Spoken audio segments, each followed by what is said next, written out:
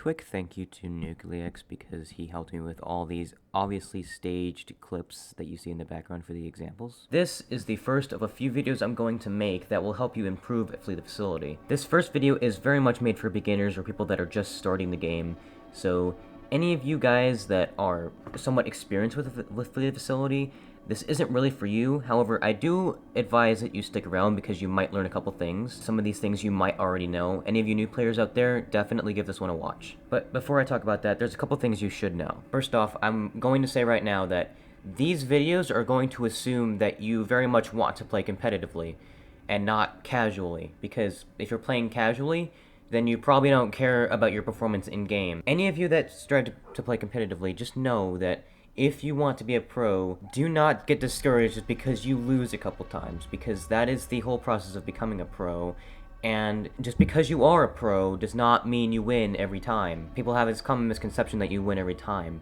It just means that your chances of winning are significantly higher. And another part of this game is that sometimes as the Beast, even if you do everything right, you can still lose. And I don't care what any of you pros out there say, being the Beast is in fact harder than being a survivor. And with that out of the way, let's get into the subject matter. So, we will start slow with the basics. Flee the Facility has 3 different control bindings that are catered to this game specifically. These 3 keybinds are the E key, the Shift key, and left mouse button, or if you're on console, X button, left trigger, and right trigger. And if you are on mobile, there are buttons dedicated to all those controls. Keep in mind that for the rest of this video, every control that I mention will be referred to their PC counterparts, not console or mobile. As a survivor, if you need a quick getaway route from the Beast, and you are near a vent, you can press Shift to go through one.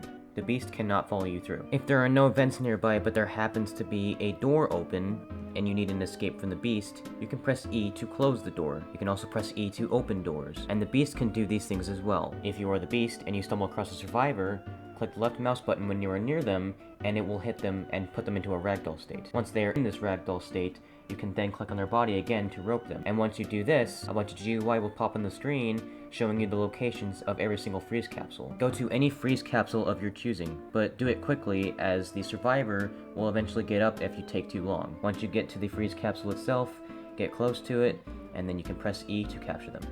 If you are a survivor and a player gets captured, GUI in red font will pop up on the screen stating the player's username and that they have been captured, and their location will also be shown. Follow this to go up to their freeze capsule and save them, being aware that the Beast is still around trying to get you. As a survivor, when you come across a computer, just go near it, press E, and you'll start hacking. However, during the hacking process, there will be a couple hiccups, and in the form of an E prompt.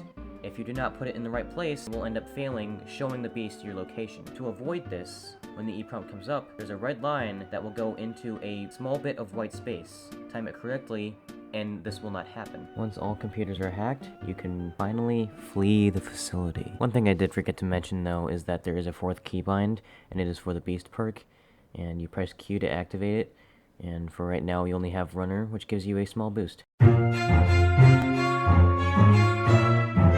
Now, giving beginner strategies, there's not too much to go off of because the whole point of giving beginner strategies is that they're easy to grasp in order to smoothly set them out for the future. But I will give you the best I got. The first thing you definitely want to keep in mind as a survivor is to have at least 2 exits in the room you're hacking in, or really anywhere, because if you don't, then the Beast can just block off the single exit that you have and kill you. When you're roaming around the map and looking for computer spawns, spend the least amount of time you can out in the open. If the Beast finds you in those open areas without any cover, then you're fucked 6 ways from Sunday. If you're going to make a long trip through a long and open area, just make sure that you know where the Beast is and you know when to go. As a survivor, you have teammates, so take advantage of that. Utilize them. Let them utilize you. Be there for them. Make sure that you're not that person that just lets your teammate die in a freeze capsule. The less people that there are alive, the less of a problem the Beast has, and it will be significantly easier for them to catch you the more people that they freeze. Another thing you should know is just don't let down your guard. I know you can hear and see the Beast's terror radius, which is the light that shines around them, and the audio cues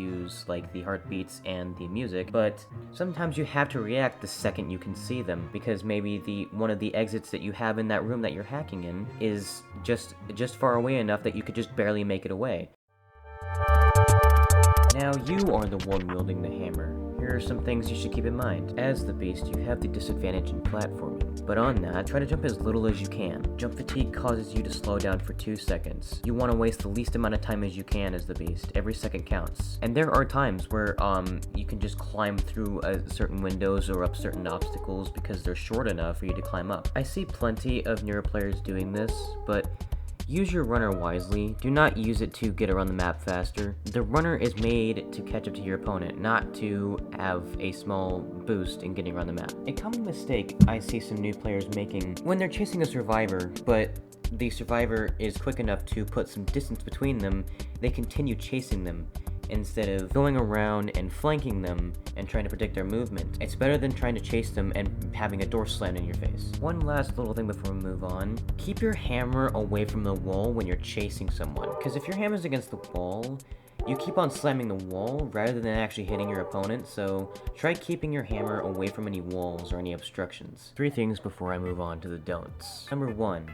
In the beginner level, I recommend that you avoid playing with more experienced players because they know and have mastered more things than you have. At this level, you're just getting used to the game. Don't play against them. Another thing I'd like to say is, I can't teach you everything. A lot of the ways that I play the game, I just think of on the spot. That's a lot about how this game works. You can't really have a planned out match in this game.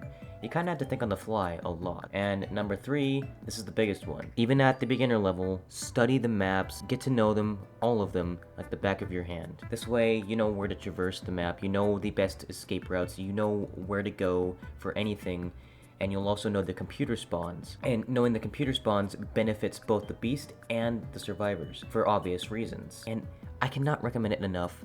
Please, get to know every single one of the maps. This is probably going to be the most difficult part of the beginner stage, but you're going to get through it. It's not that hard to learn. I highly recommend it. As a survivor, do not stay in vents too long or stay in one place too long and cower away, because eventually the Beast will end up getting you, and you're just leaving your teammates to do all the work. As the Beast, do not camp any survivor that you have recently captured. The only reason you should do this is there's a survivor nearby. Otherwise, you're wasting valuable time and letting other survivors hack computers because they know you're not going to leave. As a survivor, do not get into the stupid habit of closing doors every time you see them. You might need it open later. As a survivor, make sure that you hack long term to make sure that the last 2 computers are not right next to each other. As the Beast, it is crucial to avoid constantly capturing a survivor in the same freeze capsule. As the Beast, do not target a singular person, because then that gives other people time to hack computers, while you're just chasing one singular person, wasting precious time. As a survivor, if the Beast is coming into your room and about to capture you, don't wait. Even if your computer is about to be finished, don't wait. Get out of there. I see plenty of people making this mistake, and don't do it. Well, that about wraps up this video. I hope you learned a few things, and for those of you beginners out there, if you master everything in this video, it will land you nicely into the intermediate level, and you can start learning from there, which will be my next video in this series, by the way. Thank you for watching.